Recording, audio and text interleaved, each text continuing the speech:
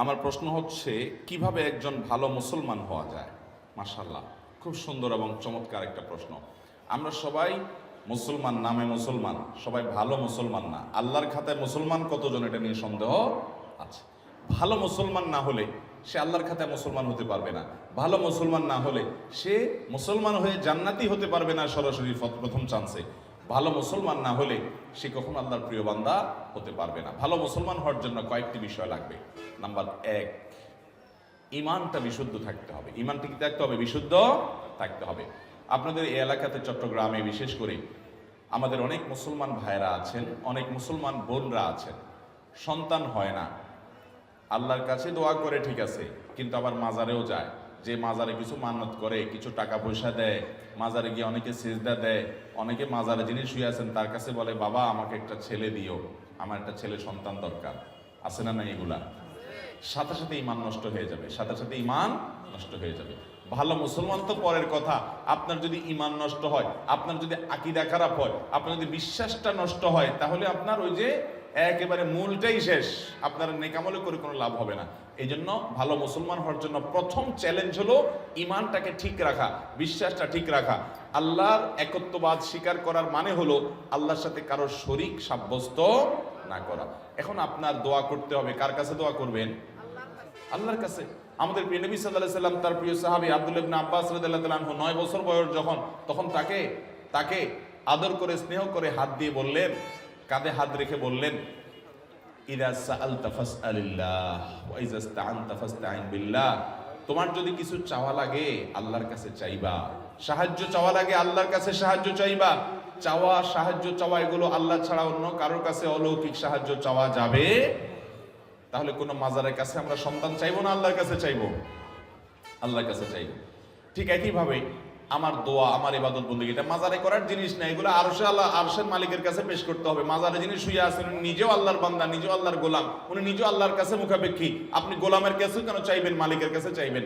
আল্লাহ বলেছেন, উদউনি আস্তাজিব লাকুম, তোমরা আমার কাছে দোয়া করো, আমি তোমাদের দোয়া কবুল করব। অতএব দোয়া করতে হবে কার কাছে? আল্লাহর কাছে। ভালো মুসলমান হওয়ার জন্য ঈমান ঠিক রাখতে হবে। ঈমানের মধ্যে কোনো শিরিক থাকতে পারবে?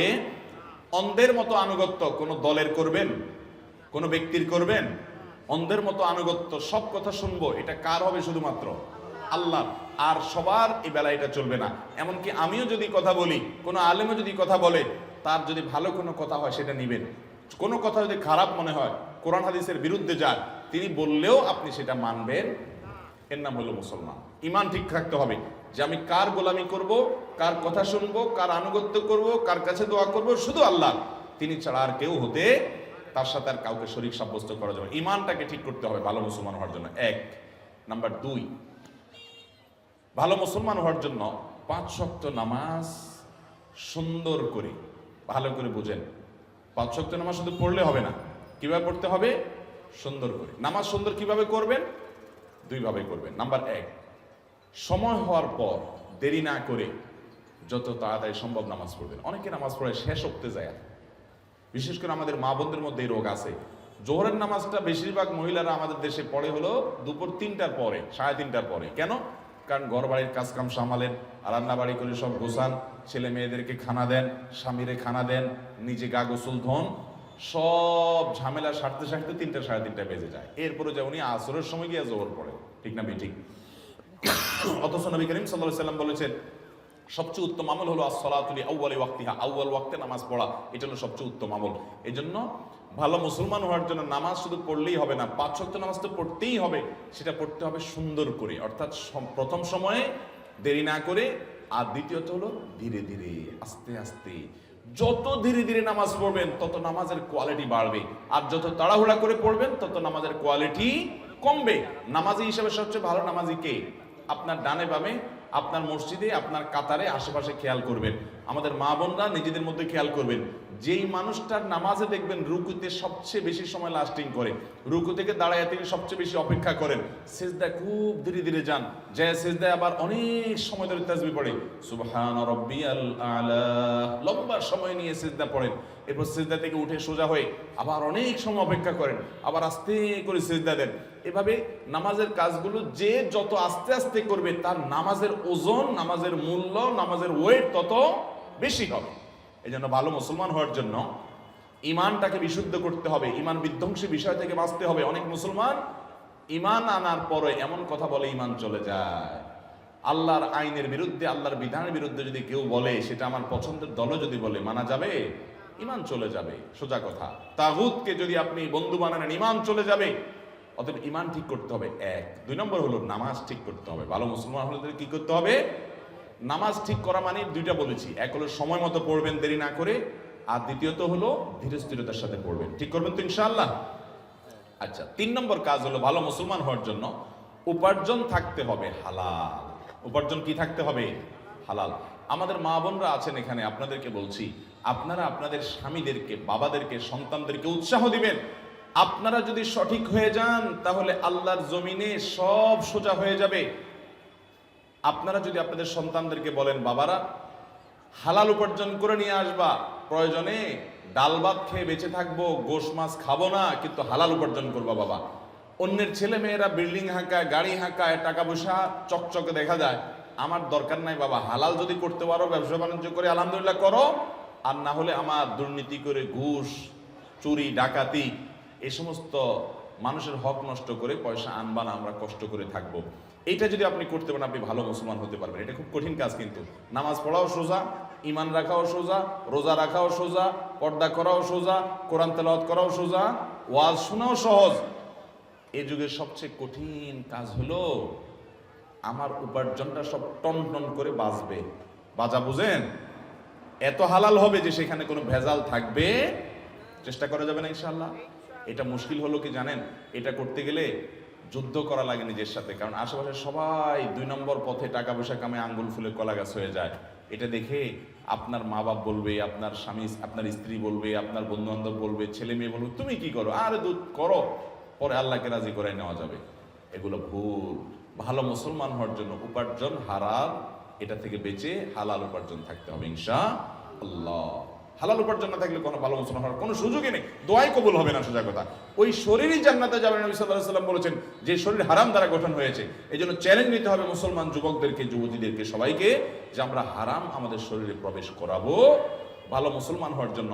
3 নম্বর পয়েন্ট বলেছি হালাল উপার্জন হওয়া। 4 নম্বর পয়েন্ট হলো আচরণ ভালো হওয়া। আজকাল দেখবেন অনেক নামাজি কালামি মুসল্লি পাওয়া যায়, কিন্তু আচরণ খারাপ, ব্যবহার খারাপ, অধিকার নষ্ট করে শ্রমিকের, অধিকার নষ্ট করে কাজের লোকের, অধিকার নষ্ট করে বউ হয়ে শাশুড়ির অধিকার নষ্ট করে, শ্বশুরের অধিকার নষ্ট করে, শ্বশুর শাশুড়ি হয়ে বউয়ের অধিকার নষ্ট করে, স্বামী হয়ে স্ত্রীর অধিকার নষ্ট করে, স্ত্রী হয়ে স্বামীর অধিকার নষ্ট করে, বন্ধু হয়ে বন্ধুর অধিকার নষ্ট করে, প্রতিবেশী হয়ে প্রতিবেশীর অধিকার নষ্ট করে, এমনকি মুসলমান হয়ে প্রতিবেশী অমুসলমান তারও অধিকার নষ্ট করে। প্রতিবেশী অমুসলমান হলে তার অধিকার আছে না নেই? কিরকম অধিকার জানেন? আব্দুল্লাহ ইবনে ওমর রাদিয়াল্লাহু তাআলা আনহু, নবী করিম সাল্লাল্লাহু আলাইহি ওয়াসাল্লামের একজন প্রিয় সাহাবী, ওনার বাড়িতে একবার ছাগল জবাই হয়েছে। খাওয়া দাওয়া করবেন কোনো আনন্দের উপলক্ষ, তো উনি ওনার পরিবারের লোকদেরকে বললেন, আমাদের পাশের বাসায় যে ইহুদি আছে তার বাসায় কি গোশত পাঠানো হয়েছে ছাগল থেকে? 2 বার জিজ্ঞাসা করলেন। তখন বাসার লোকরা বলল, না, পাঠানো হয়নি। তখন তিনি বললেন, আমি তো নবী করিম সাল্লাল্লাহু আলাইহি ওয়াসাল্লামের কাছ থেকে শুনেছি যে প্রতিবেশীর অধিকার এত বেশি যে জিবরিল বারবার নবী সাল্লাল্লাহু আলাইহি ওয়াসাল্লামকে প্রতিবেশীর ব্যাপারে সাবধান করতে করতে নবী সাল্লাল্লাহু আলাইহি ওয়াসাল্লাম বলেছেন, আমার তো আশঙ্কা হয় কখন না জিবরিল এসে বলে যে তোমার মরার পর তোমার সম্পদে ভাগ পাবে প্রতিবেশী। এই কথা বলে কিনা আমি সে আশঙ্কায় ছিলাম। মানে এত প্রতিবেশীর হক। এমনকি অমুসলমান হলেও ইহুদির চাইতে বড় শত্রু মুসলমানদের আর কেউ না। আল্লাহ কোরআনে বলেছেন, লাতাজিদান্না আশাদ্দান-নাসি আদাওয়াতান লিল্লাযিনা আমানু আল ইয়াহুদ, ঈমানদারদের জন্য সবচেয়ে বেশি শত্রু পাবা তোমরা ইহুদিদেরকে। সেই ইহুদিও যদি আমার প্রতিবেশী হয়, আমার গ্রামের হয়, আমার পাশের বাড়ির হয়, বসবাস করে, তার প্রতি শুধু সদাচরণ করা না, তার বাসায় হাদিয়া পাঠানো, খাবার পাঠানো, এটা শিক্ষা আমাদেরকে ইসলাম দিয়েছে। ঠিক না বেঠিক? তাহলে ভালো মুসলমান হতে হলে মুসলমান তো বটেই, অমুসলমানের সাথে সুন্দর আচরণ, ভালো আচরণ করতে হবে। আর মুসলমান যারা আছেন, আত্মীয় স্বজন, বাবা মা, সবার প্রতি সদাচরণ করা, তার কাছে ব্যবহার খারাপ না করা, সবার হক আদায় করা, এটা ভালো মুসলমান হওয়ার জন্য জরুরি। তাহলে 4 নম্বর শর্ত বলেছি আখলাক বা আচরণটা ভালো হওয়া। এই 4টা কাজ যদি আপনি ঠিকঠাক মতো করতে পারেন ইনশাআল্লাহ, এর পাশাপাশি হারাম কাজ থেকে বেঁচে থাকবেন, মৌলিক ফরজ বিধানগুলো মেনে চলবেন, ইনশাআল্লাহ আপনি ভালো মুসলমান হয়ে যাবেন। ওইটাকে আমরা 5 নম্বর পয়েন্ট বললাম। আমরা আবারও বলি, 1 নম্বর ইমানটাকে শুদ্ধ করবেন, শিরিক মুক্ত ইমান আনবেন। নাম্বার 2, নামাজটাকে সুন্দর করবেন, ওয়াক্ত হওয়ার পরে দেরি করবেন না এবং ধীরে ধীরে পড়বেন। নাম্বার 3, হালাল উপার্জন করবেন, হারামের ধারে কাছে যাবেন না, চ্যালেঞ্জ নেবেন। নাম্বার 4, আচরণ ভালো করবেন, সবার অধিকার আদায় করবেন, কারোর অধিকার নষ্ট করবেন না। বান্দার হকটা অনেক গুরুত্বপূর্ণ। আল্লাহর হকে একটু ভেজাল হলেও আল্লাহ মাফ করবে, বান্দার হকে কিন্তু ছাড় নাই। অতএব বান্দার হক যেন ঠিকঠাক মতো আদায় করেন। স্ত্রী হয়েছেন, তাহলে স্বামী আমার অধিকার নষ্ট করুক, আমি তার অধিকার নষ্ট করবো না, তার প্রাপ্য অধিকার আমি তাকে দেব। স্ত্রী আমার অধিকার নষ্ট করছে, করুক, কিন্তু আমি তার অধিকারটা প্রাপ্য পুরোটা দেব। যতটা আমরা অধিকার সচেতন হব, তার চেয়ে বেশি কর্তব্য সচেতন হব, আমার দায়িত্ব বিষয়টা আমি বেশি দেখব। 5 নম্বর হলো আপনার অন্য আল্লাহর যে মৌলিক ফরজ বিধানগুলো আছে সেগুলো মানা, মোটা মোটা যে হারাম জিনিসগুলো আছে সেগুলো থেকে বাঁচার চেষ্টা করব। এভাবে যদি আমরা 5 কাজ করি, ইমান ঠিক করি, নামাজটা সুন্দর করি এবং হালাল উপার্জন করি, আচার আচরণ ভালো করি, সবার অধিকার ঠিকঠাক মতো দেই, মোটা দাগে ফরজগুলো রোজা রাখা, যাকাত দেওয়া ইত্যাদি, হজ করা, এগুলো যদি মেনে চলি এবং হারাম কাজ, জেনা, ব্যভিচার ইত্যাদি থেকে বেঁচে চলি, ইনশাআল্লাহ একজন আদর্শ ভালো মুসলমান হতে পারবেন। একজন আদর্শ ভালো মুসলমান মানে কিন্তু আমলের পাহাড় গড়া না, দুনিয়ার আমল কতগুলা করে নিলেন আপনি ভালো মুসলমান হয়ে গেলেন, জি না। ভালো মুসলমান হতে হলে এই পয়েন্টগুলো আপনাকে মাথায় রাখতে হবে। আল্লাহ তাআলা আমাদের তৌফিক দান করুন।